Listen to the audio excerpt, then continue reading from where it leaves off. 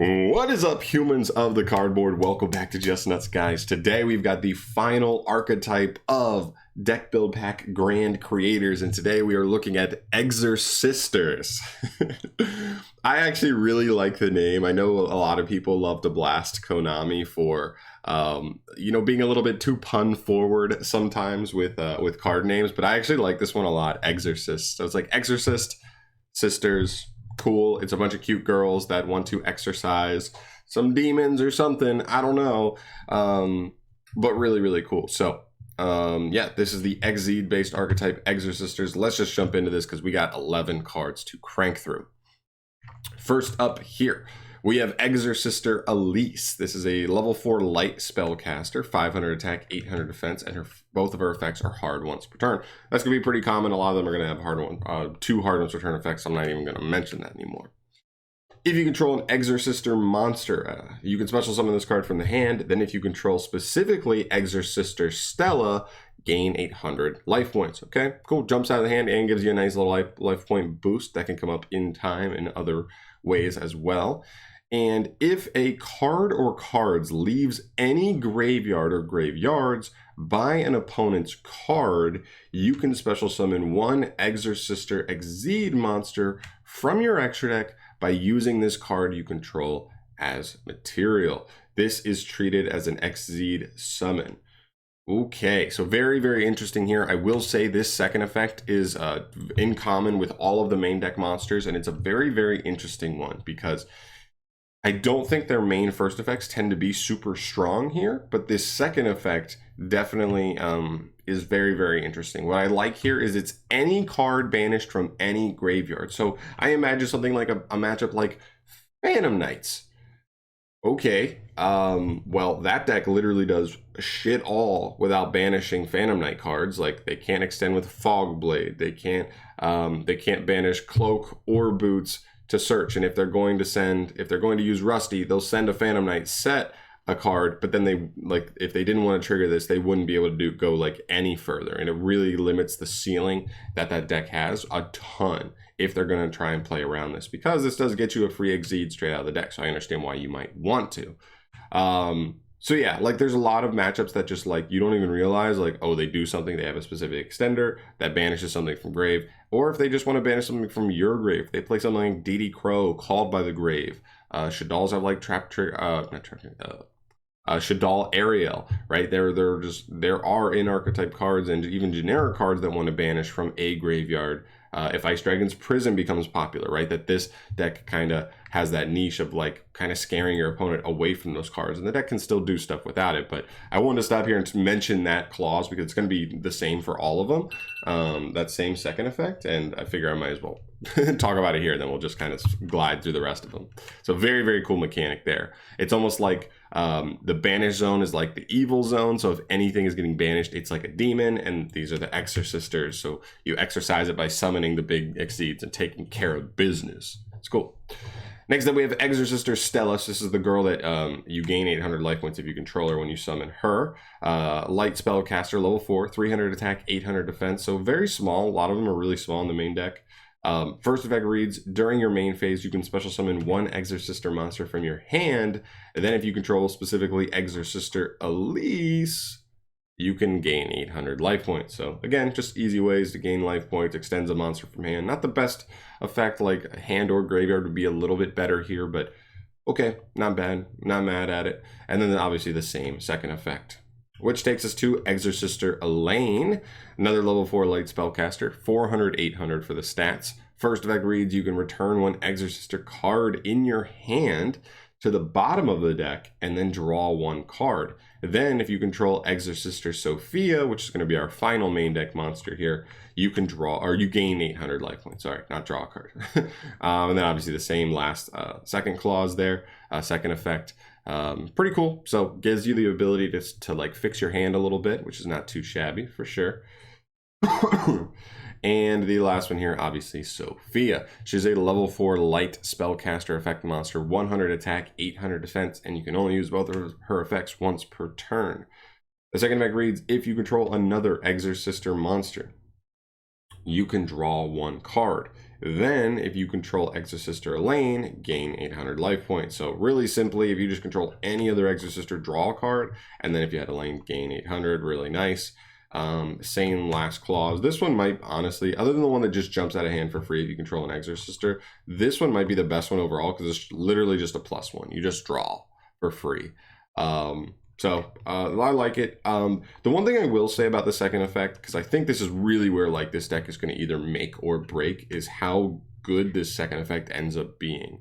We've never really had an effect really quite like this. I mean, we have ones that like work similarly mechanically, but not specifically just completely based on if your opponent is banishing cards or not.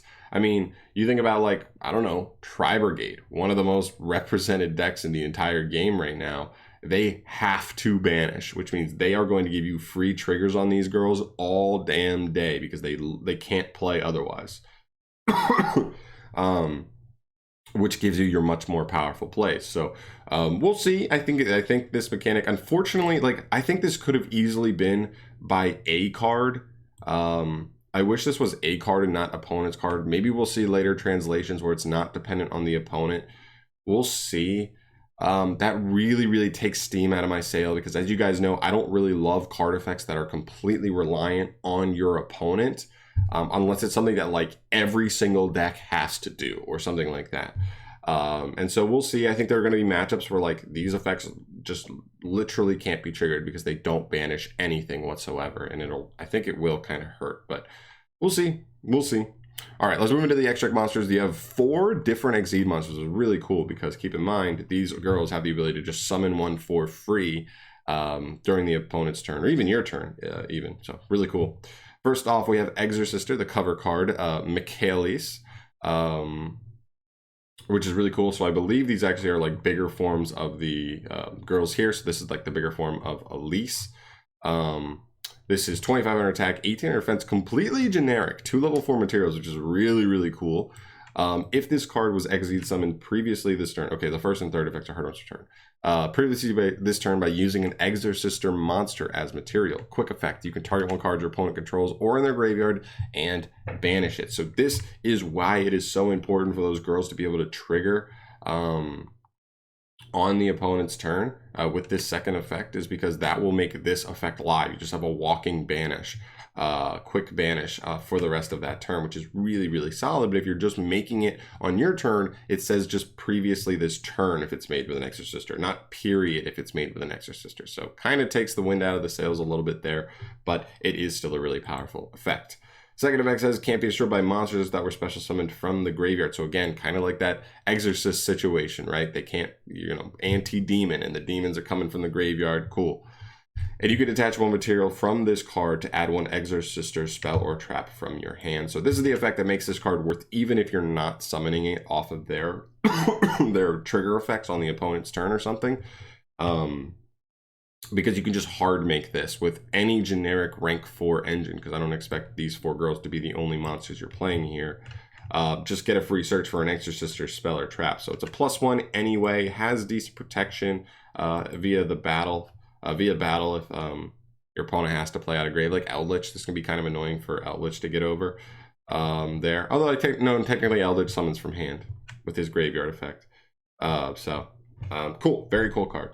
Next up we have Caspitel. Caspitel, who is that supposed to be? Stella, I guess. It's definitely Stella. Level 4 Light Warrior, Exceed, 2300, 800. I love that they're big. And again, completely generic, 2 level 4s. You can only use the first and third effects once per turn. If this card is Exceed summoned by using an Exorcister monster as material, you can activate this effect for the rest of the turn. Neither player can special summon monsters from any graveyard. That's actually not bad. It's a decent little floodgate for the end of the turn. Not as strong as something like Dweller, but if you can just quick summon this and then use this effect, depending on the deck you're playing against, if they need to summon from grave, like I think about like Drytron. They can't ritual summon from grave. They cannot use a Drytron effect if they're in grave. So that actually does put a decent little floodgate clamp on them. Second effect, cannot be destroyed by battle with monsters that were special summoned from the graveyard. Again, they all have that clause. And you can attach a material from this card to add an Exorcister monster from your deck to the hand.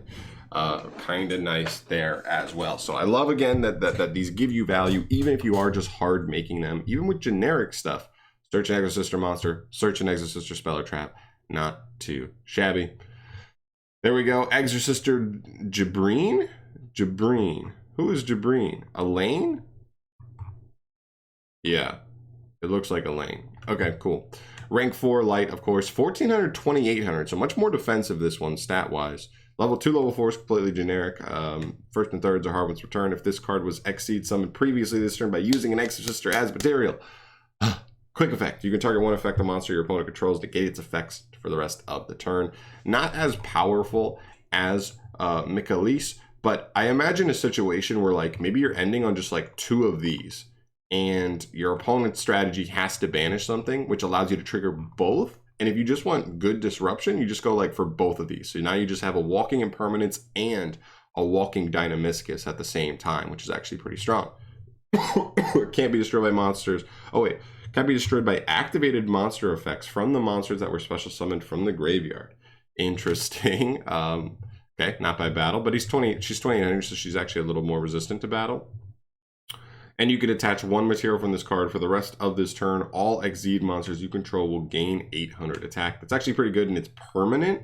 So she becomes 22, which helps her low attack stat. And some of your other ones become 31, 33. This other one becomes 29. So they all get pretty dang big. And it's also buffing any Exceed monster, period, as well. So keep that in mind. Very nice. And then our last card here is Exorcister Usofiel. This is a rank 4 light warrior Exceed effect monster, 2100 attack, 1800 defense. She requires any 2 level 4 materials. First and third effects are hard ones return. If this card is Exceed summoned using an Exorcister monster as material, you can activate this effect for the rest of the turn. Neither player can activate any card effect in any graveyard. See, that is what I want to see. Why even make this one? Or not this one. Why even make this one's like floodgate effect if you're just going to make this one, right? This is literally just Dweller. So now we have an in-archetype searchable, like summonable Dweller, which is really, really awesome. Cannot be destroyed by activated monster effects that were special summoned from the graveyard. Okay. And you can attach 1 material from this card to target 1 monster your opponent controls and return it to the hand. So that is not a quick effect, but I will take it. That's just really nice removal to have access to. Like in 1 turn, you could potentially make her and her. She'd have the banish and she would have the bounce on your turn. So that's a good amount of removal there. She's also got decent stats as well. Very, very solid. I think the Exceed monsters are definitely where the oomph from this archetype comes from. Then we finish up with a couple of spells and a trap. The first one here is Exorcister Amento. This is a quick play spell. You can only activate 1 per turn. You can only activate this card during your opponent's turn unless your opponent controls a monster that was summoned from the graveyard. So if they have a monster summoned from the graveyard, you can activate it on your turn. Pay 800 life points, then target an Exorcister monster you control. Special summon from your extra deck 1 Exorcister Exceed monster with a different name from the monsters you control by using that monster you control as material. This is treated as an Exceed summon, transfer its materials to the summoned monster. So essentially this is a rank up spell, pretty much. But it doesn't really rank up. It just overlays another one of the Exceeds on top of an Exorcister. I like that it can target any Exorcister. You don't already have to get to an Exceed to make this live, which is really nice. But yeah, I will take it. It's not half bad. It's pretty good. It allows you to like quick make them and make all their disruptive effects live, pretty much. Like that's where it's the best. Next up we have Exorcister Carpedibel. Continuous spell, second and third effects, hard ones returns. The first of Exceeds says Exorcister monsters you control cannot be targeted by monster effects that were special summoned from the graveyard. Okay, don't expect that to be too crazy. If you Exceed summon an Exorcister monster, you can declare 1 card name. For the rest of the turn, negate the activated effects and the effects on the field of cards with that original name. Sheesh! This card is kind of crazy. Third effect, when an attack is declared involving your Exorcister monster, you could target one spell or trap your opponent controls and destroy it. This card is kind of insane. It's probably like just a really searchable one-of, but this deck loves to Exceed summon on your opponent's turn, ideally. And so whether it's like the quick play spell or the main deck monster effects to get you their quick summon if your opponent plays a strategy that has to banish stuff. You then can just lock them out of any card, any one card, which is really, really nuts. Dang. This is kind of crazy. You could literally like, oh, man, once you know what they're playing, like game 1, specifically games 2 and 3, this card becomes insane. But even game 1, even if you just go first and you wait for them to just commit their first card to the field, and then you just stop, like, say they can't use like the most important combo piece in their deck, that's insane. Plus, just battling gives you the ability to just pop a spell or trap every single turn. I love that this is continuous and it's not just a one-time activation. So you can just continually attempt to do this, which is really, really cool. And the last card here, we have Exorcister Vadi. This is a normal trap. You can only activate one card with this card's name per turn. Pay 800 life points. For the rest of this turn after this card resolves, oh, excuse me guys, I just woke up. You cannot special summon monsters from the extract except Exorcister monsters. Also, special summon 2 Exorcister monsters from your deck so that the first name is listed on the second's text, but shuffle them into the deck during the end phase. So the idea is you could just drop 2 of them. They'll gain their they'll gain their 800 life points or whatever, probably. Oh no, I guess not, but that's only if it's during your turn because you'd have to activate their other effects. But still cool. Just get 2 out of the deck. So you could either summon them during your opponent's turn so that their effects are live and like scaring your opponent from doing anything banishing from the graveyard. Or you could just summon them on your turn as a follow-up play and use them, because you don't want to summon them on your turn or on your opponent's turn if you don't think you're going to be able to use them, because then they just get banished on the end phase. Ideally, you want to get some value out of them, so you either want to get them into an exceed on your opponent's turn or make use of them on your turn for some sick little plays. So very, very cool. One thing I want to note, even if you don't think this deck seems like super meta, super crazy out the gate, there is literally no restrictions here. I think like the only restriction was here for Exorcister Vadi, locking you into Exorcisters for the rest of the turn, but that's a trap that most of the time you're going to be activating on your opponent's turn, so not a big deal. Other than that, there's literally no restriction. The exceeds are completely generic rank 4s. The main deck girls have no restrictions to them whatsoever. I actually think this is really good. I love that because it means we can potentially just take advantage of any really good rank 4 engine that we have in the game, because I definitely think you're going to need it with only 4 main deck monsters, and only one of them's a legit extender. Well, I guess this one pulls another Exorcister out of the hand, but the other 2 are just draws. They're not really extenders. So ideally you want to get to a couple of these before you pass it to your opponent. So very, very, very cool. I honestly think this is probably my favorite archetype of the 3 so far. And keep in mind, we're also missing a card here. I believe it's going to be a spell. So 22. So we're missing card number 21 here. So it's either another monster or it's going to be another spell. So keep an eye on that. Obviously, we're missing 1 card from each archetype still. We'll get those in the next 2 weeks or so. We'll get the last cards revealed. Maybe they'll change it up and really, you know, fit it all together. But this is a really nice start, really nice core. Just solid stuff, I think. I don't know. I'm not complaining. So let me know your thoughts down below on the new archetype. I think it's pretty solid. I think it's probably the best one of the 3 so far going into this, but we will obviously see how everything shakes out. We'll see how people attempt to use this and what people can come up with as far as combining it with other stuff that already exists. And yeah, we'll see. So thanks again. Let me know your thoughts in the comment section down below. Subscribe if you have not and you want to stay up to date on all Yu-Gi-Oh card reveals and reviews and stuff like that with me. And I will see you in the next one. Peace.